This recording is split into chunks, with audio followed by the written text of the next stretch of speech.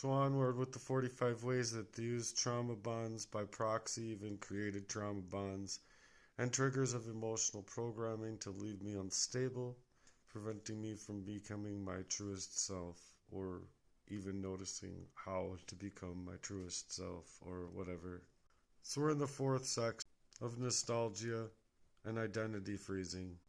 So number 40, as said before, is discrediting your growth, as though you could never finish anything you started. Meanwhile, it's really them.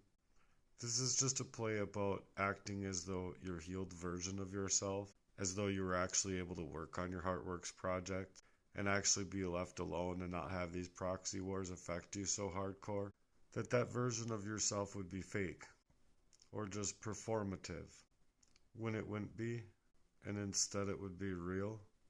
And I guess real as rain. Narcissists hate real and can't handle reality. So number 6, just the reminiscence of keeping me attached to who they were rather growing up. And so too it led you into confusion, being at a young age. But then having them play about it in proxy is a whole nother story. Asphyxiating you covertly or messing and targeting with you covertly in order to create an ad for the most psychological damage as afflictable and possible. So in other words, they're just trying not to let you grow.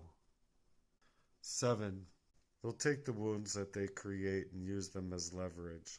In other words, when they do something to you that gets you into a reactionary state where it's covert and you don't necessarily know where it's coming from, and you couldn't have named that it was coming from these people, what they're going to do is utilize that attempt to target you into a reactionary state of mind. Once they utilize that, they're going to utilize it as leverage and say, see, look, I told you. Either way, it's just to try and keep you compliant to the trauma, aka a trauma bond.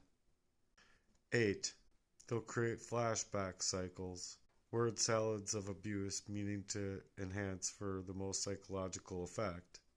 9, forcing you to reprove your own worth to them constantly, though they don't give a fuck. Like your old pain makes you perfectly unqualified for the future growth of who you wanted to be, prior to the attacks and prior to their affairs, and prior to being poisoned. 10, which is the last one, they'd rebrand you as arrogant.